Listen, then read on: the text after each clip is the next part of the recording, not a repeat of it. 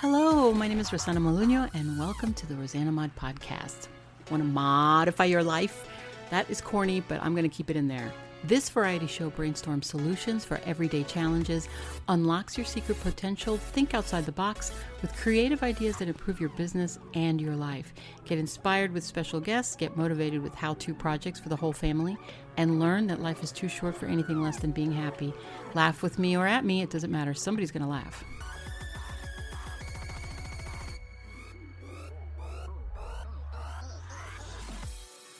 Welcome to the rosanamod Variety Pod. This is your vessel and host, Rosana Molino, aka rosanamod. I don't know anybody that says my name like that.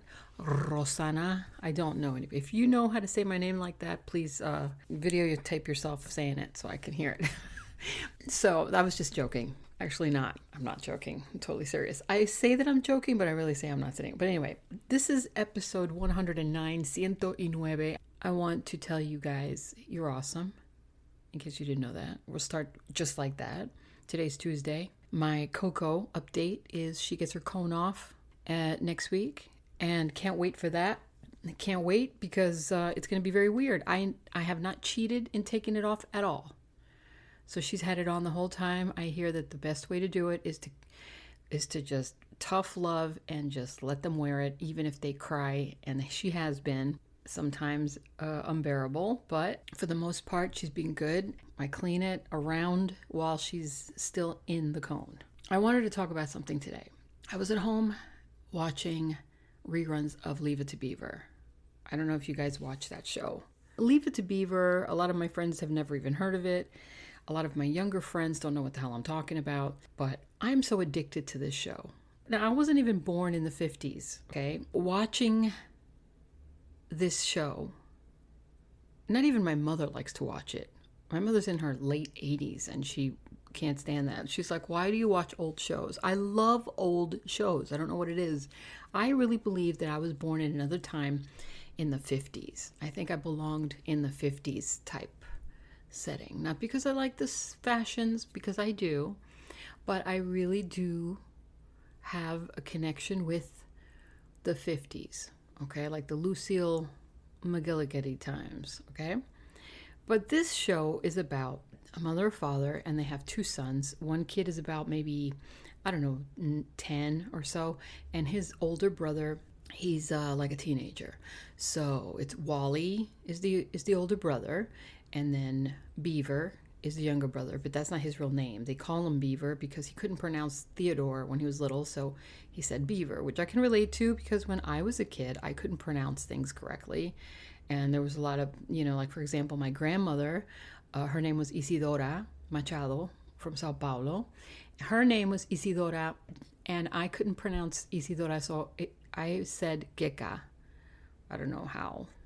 That's not even close to what it sounds like, but Isidora Geka, I don't know, but it stuck. So she kept that nickname. Well, anyway, back to the show. See, these are my little ADD moments keep you entertained, I hope. When I watch this show, I think back, and not that I have anything to remember, but there are some things that remind me of my childhood. For example, the way that they raise their kids. And it's so funny because if you watch it, you can start just by the fashion, right? You'll notice the fashions right away. You'll notice how the kids don't wear jeans to school because jeans in the 50s were considered things that you wear like on the farm or things that you wear when you're cleaning. They're not things that you wear out in public. Jeans were considered, I guess maybe the gangs would wear jeans like rebels, bums. People, I guess it would represent some kind of, I don't want to say poverty, but I would think probably. And it was considered unclassy, So if you went to a party, even the kids in school, they would go to school, they never wore jeans. You'd never see kids with jeans. And they didn't wear sneakers either. They wore sneakers when they were doing athletics. If they were doing sports, like if they were in school and they were in the gym, then they would have to wear their sneakers.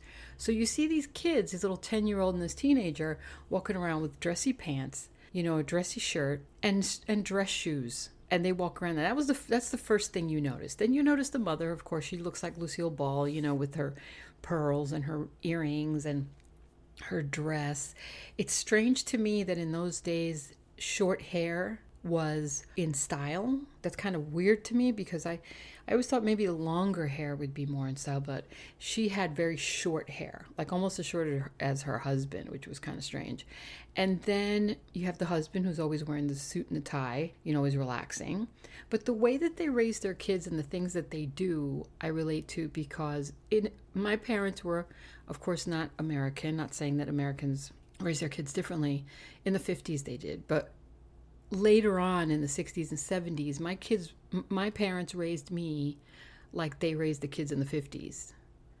They were old-fashioned compared to my American friends, So, for example, sleepovers. We didn't have sleepovers. We weren't allowed sleepovers because my mother said, you have a bed. Why do you need to go to somebody else's bed? And in retrospect, I understand that because when I raised my kids, I did the same thing. I didn't want them to go to sleepovers. I never trusted that because even though I know, like the mom, I don't know the mom's boyfriend. I don't know the mom's husband. I don't know if anybody else is in the house. Maybe she's got an older son that, that's in the next room where the kids are going to be sleeping. But no, I don't trust. So unless you know everybody that's in the house, then how could you trust your kids to sleep over? I think that's a question you might want to ask yourself. What do they do? Because they're not going to be sleeping, if you think about it. They call it a sleepover, but they're not really going to be sleeping. They're going to be messing around. They're going to watch TV. They're going to make prank phone calls. They're going to do stupid crap, while the parents are there. And then when it's time to go to sleep, is somebody going to walk into the room? I'm just saying, just please, these are just things that pop into my head, but it's true. As a parent, you really do have to be a little stricter. And today I saw an episode on the Beaver, which was about how Wally, who's so cute, Tony Dow played Wally, and Jerry Mathers played Beaver. Barbara Billingsley played June Cleaver, who was the mother, and Hugh Beaumont played Wart Cleaver, who was the father. And yes, the last name is Cleaver, so Beaver Cleaver, right? But anyway, so I totally understand and I totally get how he would mispronounce, because that's one of the things that Beaver does, is that he mispronounces, like me just now. He mispronounces things and he has a hard time with words and expressing himself. So I related to that with him. But Tony Dow in this episode, and I can't remember the name of the episode, but you know what? I should find out the name of the episode. Hold on. Okay, it's called Wally's Hair Comb. What happens is Wally has this new hairstyle. All the kids in school are doing it, so he's doing it too. And he greases the hell out of his hair. And then he kind of does like a DA, like they did in the 50s where you slick it back. But he doesn't slick it back. He slicks it up on each side and combs it in. So it almost looks like a flock of seagulls hairstyle. When I see that, I thought that was so funny. And the parents are looking at him like he's crazy. What is that? He goes, oh, the kids are wearing it. He looks ridiculous, Then all of a sudden his other friends are wearing it. And then what happens next is something that would never happen now, where the mother actually goes to the school and talks to the principal and tells him, is there a way she can make the kids stop wearing this hairstyle? And he says, no, they're going to stop wearing it on their own. And I thought, wow, she actually went to the school to talk to the principal to tell him that this hairstyle is not cool and it's ridiculous. And then when Beaver copied his brother and he started doing the same thing, she just lost her mind. She's like, get up there and fix your hair. And then she told Wally, you do the same thing. You take that hairstyle off. You look ridiculous. She presented a situation where Wally was embarrassed of her or of the parents. I forget what it was that she said. And she made him understand that it's that kind of a feeling. It's like, I'm embarrassed. And he's like, really that bad? And she's like, yes. And he's like, well, I never really thought of it that way, But the funny thing about that is the fact that everybody, you're going to notice if you watch the show, how everybody in the community, how everybody in the neighborhood knows each other. And it's not like they're ratting on you, but in a way they kind of take care of you. They kind of take care of each other. Like, when one of the neighbor's kids, Lumpy, Wally's friend, starts doing the same hairstyle, his father calls Wally's father and says, my son has this new hairstyle and he just told me that your son, Wally, is wearing it, and that's where he got the idea. I think you should talk to Wally and tell him to stop wearing his hairstyle that way. It's like, what? That would never happen now. That would never happen now. So the fact that everybody kind of joins in and intermingles with each other and helps each other out that way, I think that missing link is what's needed now. I think that if we had that kind of camaraderie, that kind of responsibility to, not really a responsibility, because we really shouldn't really care about what everybody else does, around us. But I think in a way we should, sort of. I think in a way, and especially when it comes to children, especially if you are living in a neighborhood or a community where there are children and your kids have friends, I think it's your responsibility, yes, to become friends with their parents, with those kids' parents. Get to know that family. Get involved more with your children's lives. There's a lot of parts in Leave It to Beaver that make me uncomfortable when it comes to the mother, June, being very nosy in Wally's life and in Beaver's life. She's so nosy. Like, it kind of bothers me a little bit, but then I stop and I say, you know what? If she wasn't nosy, then that's when the bad stuff happens. Because the kids get away with it and they don't tell you. There's so many instances, like today, what was it that she did? I saw so many episodes, I can't remember now. And I watch them back to back. I don't watch just like one show today and another one tomorrow. I'll watch like 10 or 20 in a row because that's just, I really love the show. There was a part, I guess, where, I don't know, where Beaver came home and he was kind of quiet. And she's like, is everything okay, Beaver? And he's like, yeah, Mom, I'm good. That's another thing. They're so respectful to the parents, the kids. They're completely respectful. May I be excused, when they finish their dinner? May I be excused from the table? Yes, you may, Thank you, good night. Thank you for the dinner. It's just so crazy how different it is. Well, anyway, back to what he was saying. He came in all upset, I think, or he was just had his head down. And she said, is everything okay, Beaver? And he said something like, yeah, Mom. She said, are you sure? He goes, well, why were you late? Or something like that. And he said, oh, I was just talking with the boys from school. She goes, oh, really? Who were the boys? He tells, well, I was talking to Whitey, and Larry's his best friend. She's like, oh, what were you guys talking about? And I'm like, why is she asking?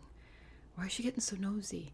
But the kid answers her. He doesn't say, none of your business. Or he doesn't walk away and say, leave me alone.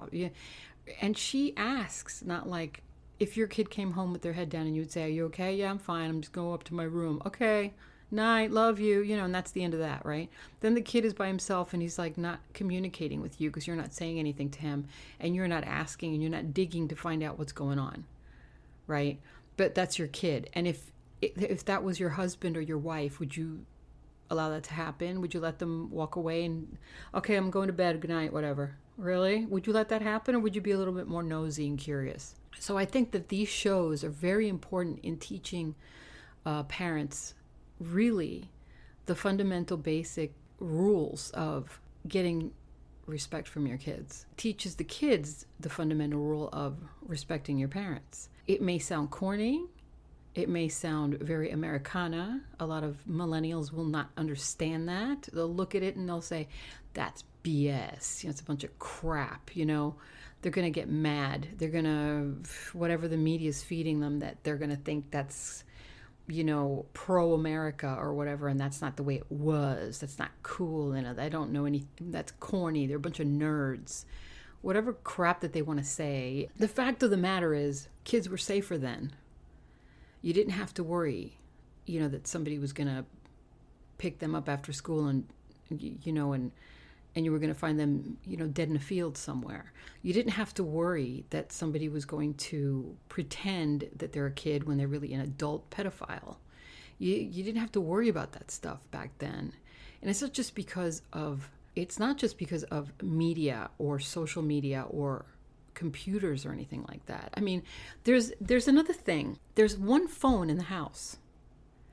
It's a rotary phone. For you guys that don't know what rotary phones are, really, get one. I happen to think that they're freaking cool, and I really want to have one, like a wall phone. I want one. They have one phone that's in the middle of the living room. They have a sofa and another little chair that's facing each other and facing this little table where the phone sits. When there's a phone call, everybody that's sitting around gets to listen to the conversation. There's a few times where the phone rang and Wally would go to the phone, and pick up the phone and be like, hello, oh yeah, hi, yeah, okay, well, I'll do that. I'll talk to you tomorrow then. All right, thanks. And then June is like, who was that? And I'm like cringing. Why are you asking? It's none of your business. But in a way, it is her business because it's her house and it's her son. And he's a minor still. She's responsible. She wants to know what's going on. So she's like, who was that? And he's like, oh, it's just a kid from school. And she's like, who is it? Do we know him? Yeah, I was just, like this new kid, or I'm just making it up, but I'm just giving you an example. Oh, well, what did he want? Oh, he just wanted to know if I had the homework for whatever. Oh, and then the father will jump in, and say, oh, really? What class? Honestly, it's so like an interrogation, but at the same time, it's what you do as a parent when you want to make sure that your kids are safe. And sometimes you have to do these things. And when you raise your kids that young to be that way and to be used to, or to get used to that sort of, those formalities and those guidelines that you're setting up for them as they're growing, by the time they get to be adults, they're going to understand that there's a right and there's a wrong, that there's a respect and there's a not respect. There's a way to handle a situation. There's a way not to handle a situation. There's a way to be, they're going to raise honest men. These men are going to grow up and they're going to be respectful to women. They're going to be respectful to, their father or their mother. They're going to teach their kids how to be respectful to their parents. They're going to understand that there are rules in a home that people follow. They're going to understand that you have to be honest. And there's a level of integrity and moral ethic being taught here. And at the end of every show, you get to learn something. Like there's a little lesson learned. Everything that happened will come to a final, culmination of the moral of the story. Okay?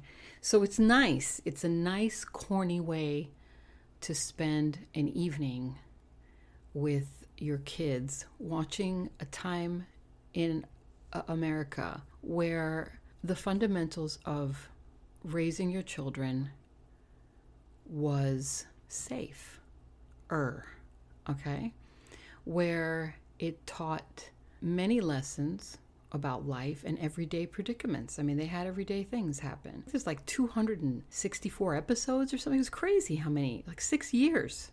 So you get to watch the kids grow up. You get to see them little, and then you get to see Wally dating. They got the prom, they have the girlfriend, it's so neat to watch them. Yes, I said the word neat. It's so neat to watch them grow up. You have to see it from the very beginning, or you could pick your own episodes that you like. But I saw it from the very, very beginning. And by the way, I've been checking up on them, and Tony Dow is an artist. He has, I gotta say, beautiful work. Tony Lee Dow is an American film producer, director, sculptor, and television actor. Okay, best known for his role in Leave It to Beaver and Wally. I would love to get him on this show and interview him. Oh my God, I would love it. What is it that he works in? Let me see. Oh, he's on Instagram. I'm going to follow him. Followed. Oh, TonyDowSculpture.com. How neat is that? Hey, Tony, if you're listening to this, I would love to interview you. And you can tell me all about your artistic endeavors and the show, of course, but want to focus more on what you're doing now. So this is pretty awesome and pretty cool. I would love to get him on here. And of course, Jerry Mathers. Gerald Patrick Mathers is an American actor. Mathers is best known for his role and sitcom Leave It to Beaver from 1957 to 1963. Okay. JerryMathers.com. Everybody kind of looks the same. Just their hair looks different, really. But he looks still the same. You can totally see it. Oh, he's got some books here. That's pretty cool. See, I would love to get these people on my, have a nice little conversation. All right, well, that makes me feel really old right now. Anyway, so I would really suggest that you totally watch the show and just learn a little bit about what life used to be, because we all learn from the past, from the family aspect. I'm not talking about political. I'm not talking about anything else. I'm just talking about the family unit itself and how different it is now compared to what it used to be, and how nice it was. It was just so much safer, you know, where you could just kiss your kid goodbye and have him walk to school and not have to worry that anybody was going to pick him up, or like how long, I don't even know how long the walk was from the Cleaver's house to school. I don't know if that was ever mentioned, but I'd be curious. It's probably not just a couple of blocks. It's probably a few blocks. And there was never any worry, you know. You never had cops knocking on your door or any kind of gang-related activities or anything, and everything was very straightforward. So, all right. Well, on that note, I will say goodbye. Well, how long are we doing on this? Let me see how long we have. We are at 27 minutes. Okay, wow. I'm at 27 minutes. I'm going to have to lean this down. Talk through the 27 minutes so that you realize how much of an edit I do and how many bloopers I actually have on this one, because I have quite a few. I let some F-bombs drop very many times. Okay. I will talk to you guys soon. If you want to become a podcaster, please click the link below where it says Buzzsprout. Yes, I do get something from that, and why not? Share and share alike. And if you want to support the show, feel free to do that. Thank you very much. Do whatever you got to do. And also, I wanted to let you know, don't forget to visit my Amazon handmade shop, rosanamod shop. The links are below. You're not going to be able to find me on Google. From what I understand, Amazon doesn't do that whole link thing. I don't know, with Google. You have to do it yourself. I have a couple of things on Poshmark. I started that. Yep, that's it. So I'll talk to you guys soon. Tomorrow is Wednesday Works. We're all about business, and we'll see what's going on there. And for my house to yours, Coco and I wish you all a very nice evening. Thank you so much for listening. Every one of you. Appreciate it. I feel the love. Do you feel my love? Yeah? Okay. God bless you. And what do we say?